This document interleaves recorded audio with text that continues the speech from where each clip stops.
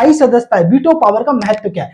Veto power का महत्व इस बात से अंदाजा लगा लो, जब 1971 के अंदर युद्ध हो रहा था, अरे समझे, भारत और पाकिस्तान के बीच में, तो उस समय रूस ने हमारे लिए वीटो पावर यूज की थी। क्या है, भारत के खिलाफ मतलब समझे कार्रवाई करने के लिए एक प्रस्ताव रखा, तो रूस ने वीटो यूज किया, यूएसएसआर ने उस समय। ठीक है, इसी तरीके से मान के चलो 1998 में, मतलब उसमें हमने जब परमाणु परीक्षण किया था, तो हमारे ऊपर इकोनॉमिक सैंक्शन लगा दिए गए, मतलब उसमें आर्थिक प्रतिबंध लगा दिए गए, सैंक्शन। इसका मतलब यह हुआ कि भारत के साथ कोई भी देश व्यापार नहीं करेगा। यह बात अलग है, भारत ने बोल दिया कि 1991 से पहले हम कौन सा किसी के साथ व्यापार कर रहे थे, अर्ज में कुछ दिन और नहीं करेंगे व्यापार, जाओ मत मतलब बिजनेस करो हमारे साथ। मतलब समझ में आ रहा नहीं आ रहा? ठीक है, इतना महत्व है। इसका मतलब यह है कि अगर वीटो यूज कर लेते हैं समझ, तो उस प्रस्ताव को रद्द किया जा सका है। मतलब पूरे विश्व के अंदर भारत का एक दबदबा हो जाएगा। ठीक है, क्यों? क्योंकि पता है भारत के पास वीटो है, वैश्विक पावर को मतलब वैश्विक क्या बोलते हैं डिसीजनों को क्या प्रभावित करने की क्षमता है, इसीलिए हमें क्या वीटो पावर चाहिए। अच्छा, समझते हैं चीन क्यों विरोध कर रहा है हमारी वीटो पावर का। हमें क्या है, 4 देश समर्थन कर रहे हैं, जो यूएनएससी के अंदर 5 स्थायी देश है, मतलब टोटल देखो जो है 15 है, 15 में 10 अस्थायी है और 5 स्थायी है।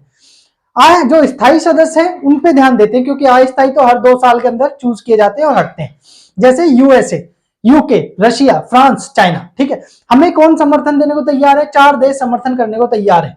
नेक्स्ट नंबर में यूके और फ्रांस, तो जो G4 के देश है उन चारों को समर्थन देने को तैयार है। ठीक है, यूएसए भी समर्थन कर रहा है, मैं रूस भी, चाइना विरोध कर रहा है। तो चाइना क्यों विरोध कर रहा है? एक तो वैश्विक प्रतिद्वंदता, इसका कारण यह है कि भारत जो है अपने आप को क्या है चीन से एक प्रतिद्वंदी मानकर चलता है कि भाई चीन है जो क्या है हमें मतलब जिसको हमें हराना है। क्यों हराना है? क्योंकि इसकी वजह यह है हमारी जो जियोपॉलिटिकल कंडीशन है, मतलब उसमें हमें क्या है एक मतलब क्या बोलते हैं बॉर्डर डिस्प्यूट है, मतलब उसमें चाइना और इंडिया के बीच में, और इसका इंपैक्ट ये पड़ रहा है कि चाइना क्या है हमारे जो क्या बोलते हैं बॉर्डर है उसके ऊपर एग्रेशन कर रहा है, अरजमेनिया, और उसको कंट्रोल कर रहा है, मतलब उसमें वो धीरे धीरे उन पर कब्जा करता जा रहा है। और ये क्या है एक बड़ी समस्या बनी हुई है, जिससे पता चलता है आगे जाकर कभी भी चीन के साथ युद्ध होने के भी चांसेस लगते हैं।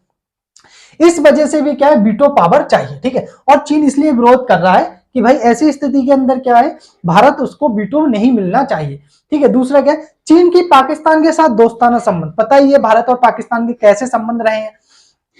भारत पाकिस्तान 1947-48 में युद्ध लड़ चुके हैं कश्मीर के पीछे।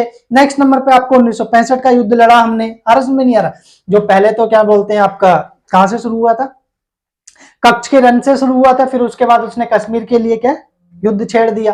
फिर 1971 हमने बांग्लादेश को आजाद कराया, क्योंकि बड़े पैमाने पर लोग भारत में आ रहे थे। ठीक है, फिर उसके बाद उसने क्या 1999 का युद्ध लड़ा था। 1971 के बाद पाकिस्तान जान गया कि भारत से क्या है अब जीता नहीं जा सकता, मतलब उसमें इसीलिए उसने क्या है हमारे खिलाफ टेररिज्म को प्रमोट करना शुरू कर दिया, समझे नहीं है, यानी जिसे कहते हैं प्रॉक्सी वॉर, छंद युद्ध क्या है छेड़ने शुरू कर दिए।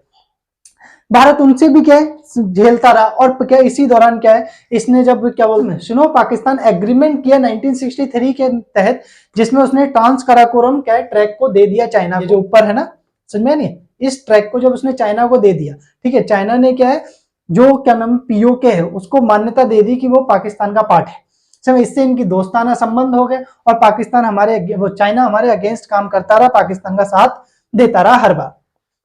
तो इससे ये पता चल गया होगा कि भाई चीन हमारा विरोध क्यों कर रहा है। नेक्स्ट अब ये भी समझ लो कि चीन क्यों लंबे समय तक नहीं रोक पाएगा।